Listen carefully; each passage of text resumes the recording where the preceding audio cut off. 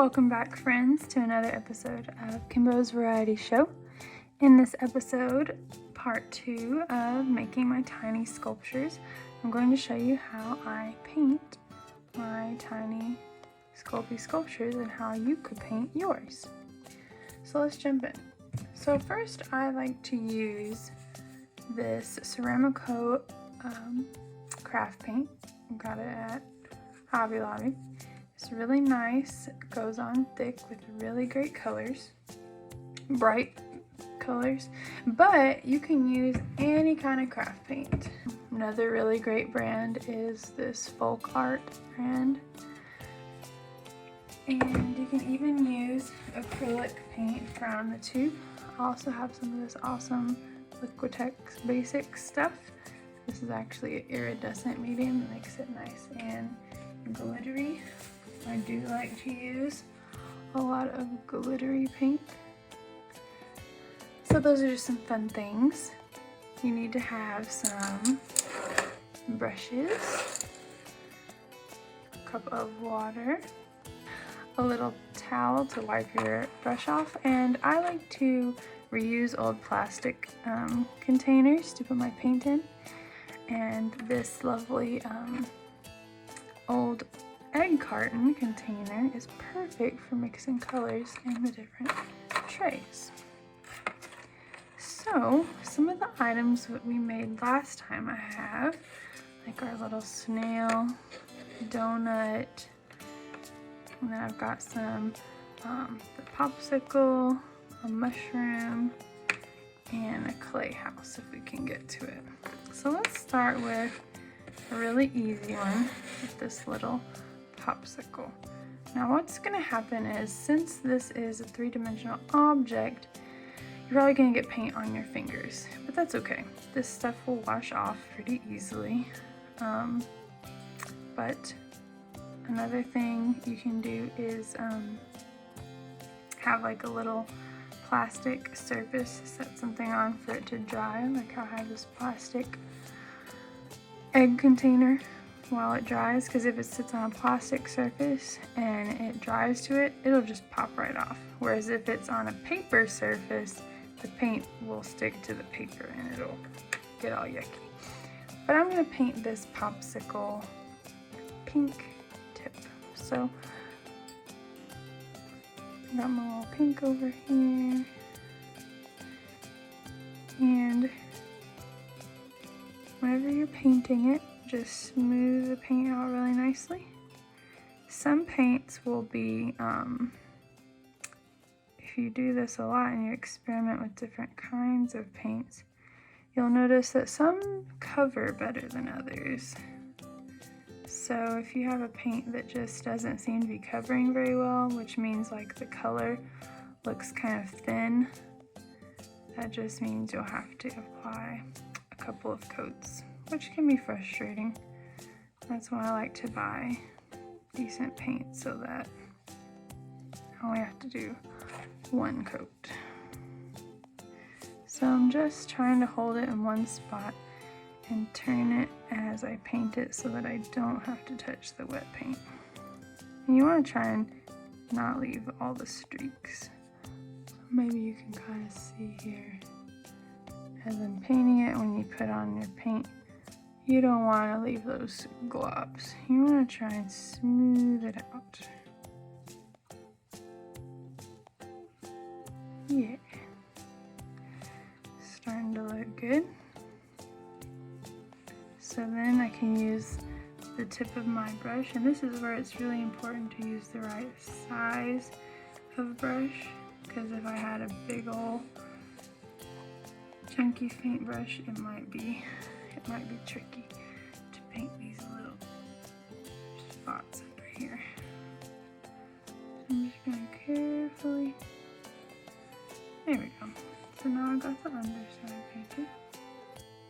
So now, one thing about painting these little sculptures is you have to have a little bit of patience.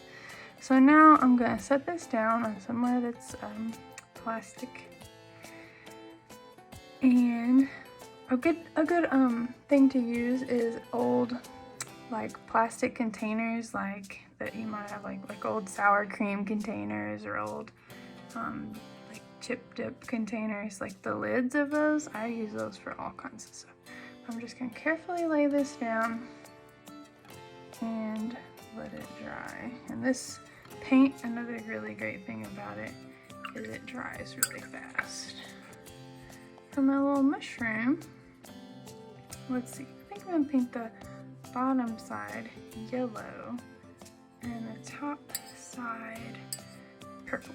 Alright, so you can see in my little color palettes, I've got my purple. I'm gonna add in some of this glitter medium. Part half of the fun is mixing all the colors together. And if you are not sure about color mixing, you can check out our pizza color wheel video.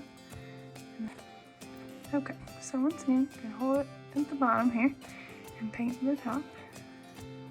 And that glitter had a lot of globs in it, so I'm gonna have to smooth those out. But super fun to do if you like painting. And yeah, sometimes it gets tricky with painting things that are three-dimensional, but if you get frustrated, just remember, you can always take a break and come back to it.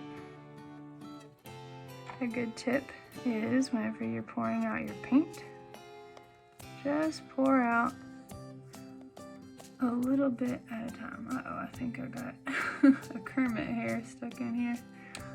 Okay, I think I got it out.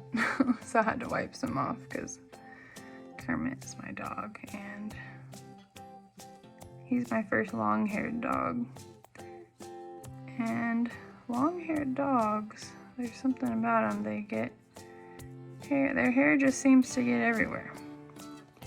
Kind of like if you have a cat, sometimes your cat hair just kind of ends up everywhere. Alright, I'm really liking this purple on top here. I'm going to make sure my paint is nice and smooth. And then for the underside, under here, I'm going to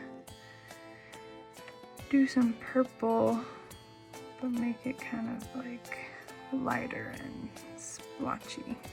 Because if you've ever looked on the underneath of a mushroom, that's where they have these little ridges. So I'm going to do a technique where I like try and get the paint off of my brush, and I'm going to, it's kind of like erasing. I'm going to use it kind of like an eraser here. Try and take some of this off. There it goes. You can see it. Coming off a little bit. You can use your finger.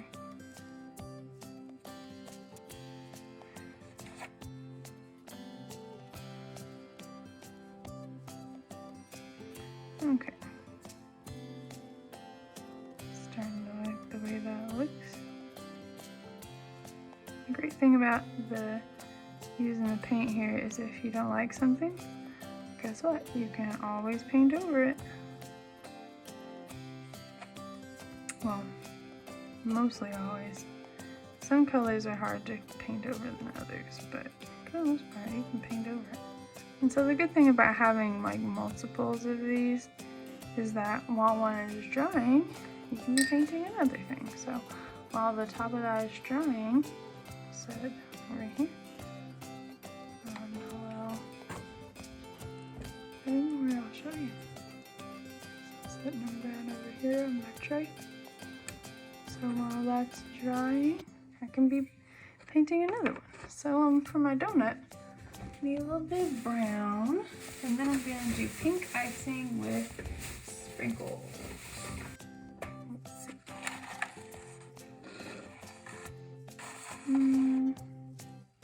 Definitely going to need some white. And like I said, just squirt out a little bit. It doesn't take a lot. And make sure you shake up your paint really good too, because sometimes it gets a little bit separated after sitting for a while. See, that's probably way more than I needed, but maybe I can use some of the brown for my house too.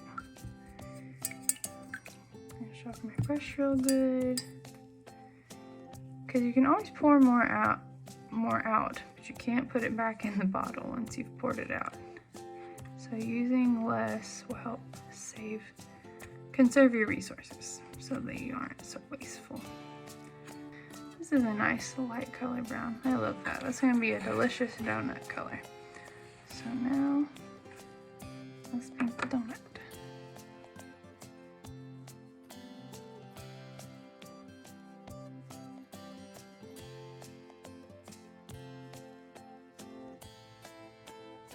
There we go. There's my donut. I'll set it down to dry, and the white that's on the bottom here is where I will paint the pink of the icing.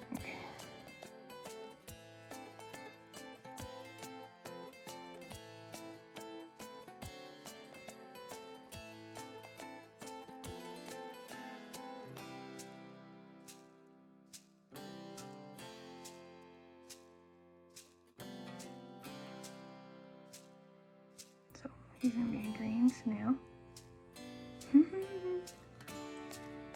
its shell is gonna be pink and yellow.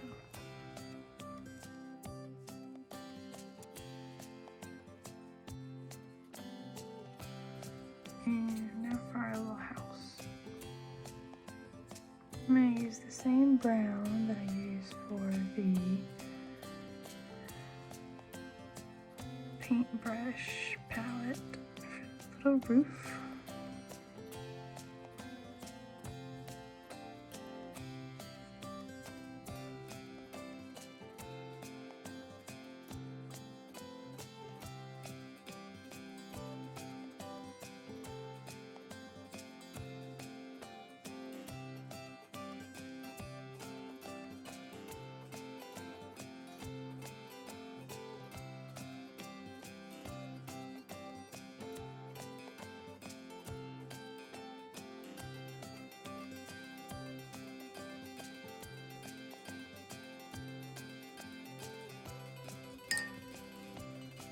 Okay, so now I'm gonna come back to my popsicle.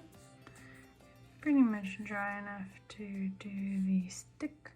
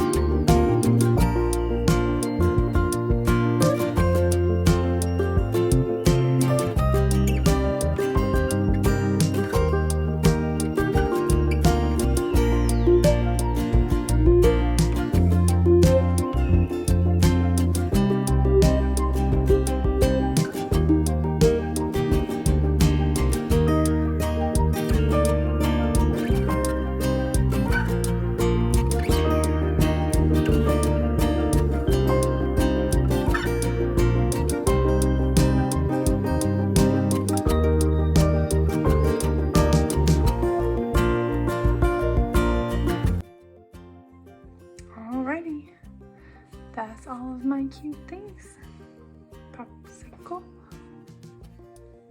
paint palette, cute little snail with the swirly coat, glitter mushroom, pumpkin pop, not pumpkin, donut, and a cute little house. Hopefully, maybe soon I'll make a cute little stop motion featuring all of these adorable little miniatures. Thanks for sticking around, you guys. And if you end up trying this, I hope you'll send me some pictures. See you next episode.